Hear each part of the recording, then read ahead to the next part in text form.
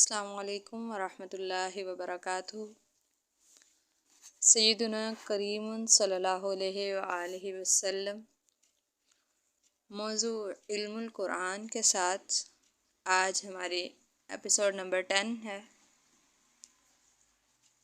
بسم اللہ الرحمن الرحیم۔ پچھلی ایپیسوڈ میں ہم نے ذکر کیا تھا کہ علم القرآن کے باب میں ہم اب اصطلاحات قرآنیہ کا آغاز کریں گے۔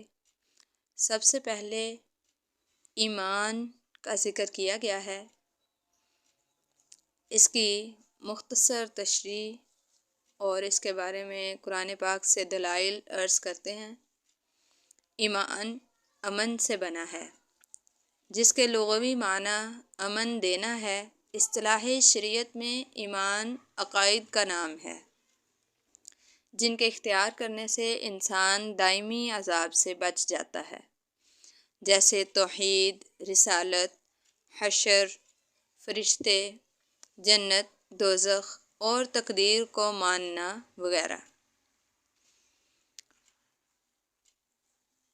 اللہ تبارک و تعالی قرآن پاک میں سورہ بقرہ کی آیت نمبر 285 میں ارشاد فرماتا ہے، کل آمن باللہ وملائکتہ وکتبہ ورسلہ لا نفرق بین احد من رسلہ۔ سب مومن اللہ اور اس کے فرشتوں اور اس کی کتابوں اور اس کے رسولوں پر ایمان لائے، اور وہ کہتے ہیں کہ ہم خدا کے رسولوں میں فرق نہیں کرتے۔ لیکن اصطلاح قرآن میں ایمان کی اصل، جس پر تمام عقیدوں کا دار و مدار ہے، یہ ہے کہ بندہ حضور نبی کریم رؤوف الرحیم صلی اللہ علیہ وآلہ وسلم کو دل سے اپنا حاکم مطلق مانے، اپنے کو ان کا غلام تسلیم کرے کہ مومن کے جان، مال، اولاد سب حضور علیہ الصلوۃ والسلام کی ملک ہیں، اور نبی کریم رؤوف الرحیم صلی اللہ علیہ وآلہ وسلم کا سب مخلوق سے زیادہ عزت و احترام ادب کرے۔ اگر اس کو مان لیا تو توحید اور کتب، فرشتے وغیرہ تمام ایمانیات کو مان لیا۔ اگر اس کو نہ مانا تو اگرچہ توحید، فرشتے، حشر و نشر یعنی قیامت، جنت و دوزخ سب کو مانے، مگر قرآن کے فتوے سے وہ مومن نہیں بلکہ کافر اور مشرک ہے۔ ابلیس پکا موحد، نمازی اور ساجد تھا۔ فرشتے، قیامت، جنت و دوزخ سب کو مانتا تھا، مگر رب تعالیٰ نے فرمایا وَكَانَ مِنَ الْكَافِرِينَ، شیطان کافروں میں سے ہے۔ کیوں؟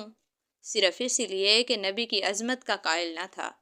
غرض ایمان کا مدار قرآن کے نزدیک عظمت مصطفیٰ صلی اللہ علیہ وآلہ وسلم پر ہے۔ سورہ نساء کی آیت نمبر 65 میں اللہ تبارک و تعالیٰ فرماتا ہے، فَلَا وَرَبِّكَ لَا يُؤْمِنُونَ حَتَّى يُحَكِّمُوكَ فِي مَا شَجَرَ بَيْنَهُمْ۔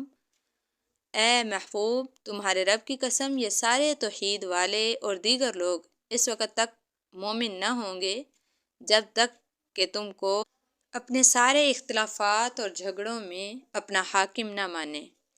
ثُمَّ لَا يَجِدُوا فِي أَنفُسِهِمْ حَرَجًا مِّمَّا قَضَيْتَ وَيُسَلِّمُوا تَسْلِيمًا۔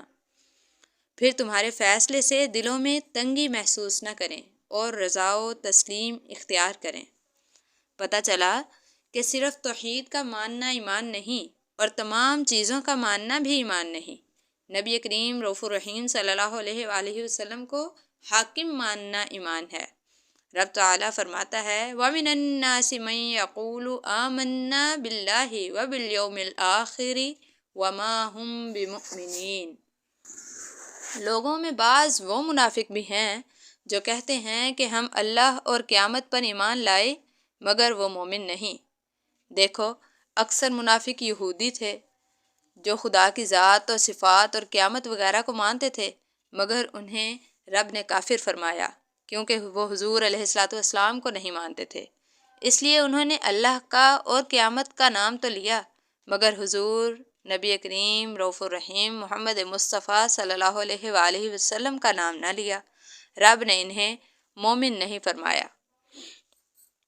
اللہ تعالیٰ فرماتا ہے اذا جاءك المنافقون قالوا نشهد انك لرسول الله والله يعلم انك لرسوله، جب آپ کے پاس منافق آتے ہیں تو کہتے ہیں کہ ہم گواہی دیتے ہیں کہ آپ اللہ کے رسول ہیں، اور اللہ بھی جانتا ہے کہ آپ اس کے رسول ہیں۔ واللہ یشہد ان المنافقین لکاذبون، اور اللہ گواہی دیتا ہے کہ منافق جھوٹے ہیں۔ پتہ چلا کہ حضور رسول اللہ صلی اللہ علیہ وآلہ وسلم کو فقط زبانی طور پر معمولی طریقہ سے مان لینے کا دعویٰ کر دینا مومن ہونے کے لیے کافی نہیں، انہیں دل سے ماننے کا نام ایمان ہے۔ سبحان اللہ، قول سچا مگر قائل جھوٹا ہے، کیونکہ یہاں دل کی گہرائیوں سے دیکھا جاتا ہے۔ اللہ تبارک و تعالی نبی کریم رؤوف الرحیم صلی اللہ علیہ وآلہ وسلم کے حکم کے سامنے مومن کو اپنی جان کے معاملات کا بھی اختیار نہیں دیتا۔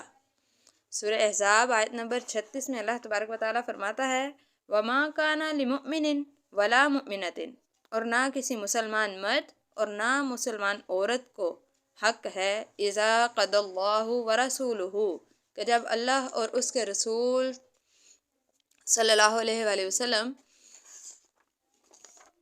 کوئی فرما دیں امراً حکم ان یکون لہم الخیارۃ من امرہم، تو انہیں اپنے معاملہ کا کچھ اختیار رہے۔ یہ آیت حضرت زینب بنت جحش کے نکاح کے بارے میں نازل ہوئی کہ وہ حضرت زید کے ساتھ نکاح کرنے کو تیار نہ تھیں، مگر حضور علیہ السلام کے حکم سے نکاح ہو گیا۔ ہر مومن حضور علیہ السلام کا غلام اور ہر مومنہ ان سرکار صلی اللہ علیہ وآلہ وسلم کی لونڈی ہے، اور یہ حقیقت ایمان ہے۔ جب حضور علیہ السلام ہماری جان سے بھی زیادہ ہمارے مالک ہوئے تو ہماری اولاد اور مال کے بدرجہ اولیٰ مالک ہیں۔ اللہ تبارک و تعالیٰ سورہ احزاب میں ہی ارشاد فرماتا ہے النبی اولیٰ بالمؤمنین من انفسہم وازواجہ امہاتہم، نبی کریم صلی اللہ علیہ وآلہ وسلم مومنوں کے ان کی جان سے بھی زیادہ مالک ہیں، اور نبی کی بیویاں مسلمانوں کی مائیں ہیں۔ اس کے ساتھ ہی اللہ تعالیٰ نے اپنے انبیاء کی گستاخی کو کفر قرار دیا، اور اس کے متعلق سورہ حجرات میں ارشاد فرمایا اے ایمان والو لا ترفعوا اصواتکم، اپنی آوازیں بلند نہ کرو اپنے نبی کی آواز سے، اور نہ ہی ان کی بارگاہ میں ایسے چیخ کر بولو جیسے بعض کے ساتھ بولتے ہیں، خطرہ ہے کہ تمہارے اعمال برباد ہو جائیں اور تمہیں خبر بھی نہ ہو۔ پتہ چلا کہ ان کی تھوڑی سی بے ادبی کرنے سے نیکیاں برباد ہو جاتی ہیں، اور اعمال کی بربادی کفر و ارتداد سے ہوتی ہے۔ معلوم ہوا کہ آپ کی ادنیٰ گستاخی کفر ہے۔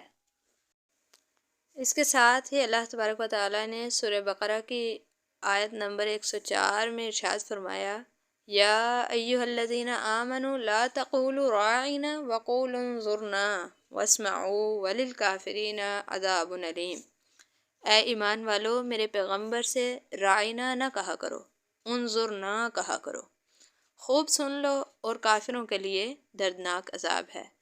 اب اس میں راعنا لفظ کہنے سے بھی منع فرما دیا اور اس کی جگہ انظرنا لفظ ارشاد فرمایا۔ اب یہ راعنا سے منع فرمانا اس لیے تھا کہ اس میں شائبہ تھا یہود کے لفظ سے، جس کا ایک غلط مطلب ہے۔ اس سے پتہ لگا کہ جو کوئی توہین کے لیے حضور علیہ السلام کی بارگاہ میں ایسا لفظ بولے جس میں گستاخی کا شائبہ بھی نکلتا ہو تو وہ ایمان سے خارج ہو جاتا ہے، اور اللہ تبارک و تعالیٰ کوئی ایسا لفظ بھی نہیں چاہتا کہ جو حضور علیہ السلام کی شان میں شائبہ بھی پیدا فرمائے۔ تو خلاصہ اس سے یہ معلوم ہوا کہ اللہ تبارک و تعالیٰ نے مسلمانوں کو قرآن میں ہر جگہ یا ایہا الذین آمنو کہہ کر پکارا، موحد یا نمازی یا مولوی یا فاضل دیوبند کہہ کر نہ پکارا، تاکہ پتہ لگے کہ رب تعالیٰ کی تمام نعمتیں ایمان سے ملتی ہیں، اور ایمان کی حقیقت وہ ہے جو ان آیتوں میں بیان ہوئی، یعنی غلامی سرکار مصطفیٰ صلی اللہ علیہ وآلہ وسلم۔ معلوم ہوا کہ توحید نوٹ کا کاغذ ہے اور نبوت اس کی مہر ہے۔ جیسے نوٹ کی قیمت سرکاری مہر سے ہے، اس کے بغیر وہ قیمتی نہیں، اسی طرح ایمان کے نوٹ کی قیمت بازار قیامت میں جب ہی ہوگی جب اس پر حضور نبی کریم رؤوف الرحیم صلی اللہ علیہ وآلہ وسلم کے نام کی مہر لگی ہو۔ ان سے منہ موڑ کر توحید کی قیمت کوئی نہیں۔ اس لیے کلمہ میں حضور نبی کریم صلی اللہ علیہ وسلم کا نام ہے، اور قبر میں توحید کا اقرار کرانے کے بعد حضور علیہ الصلوۃ والسلام کی پہچان ہے۔ خیال رہے کہ حدیث اور قرآن میں مسلمانوں کو موحد نہ کہا گیا بلکہ مومن ہی سے خطاب فرمایا ہے، یعنی ایمان پر ہی خاتمہ نجات کا سبب ہے۔ اللہ تبارک و تعالی ہمیں ایمان پر زندہ رکھے اور ایمان پر ہی خاتمہ عطا فرمائے۔ آمین بجاہ النبی الکریم الامین صلی اللہ تعالی علیہ وآلہ وسلم۔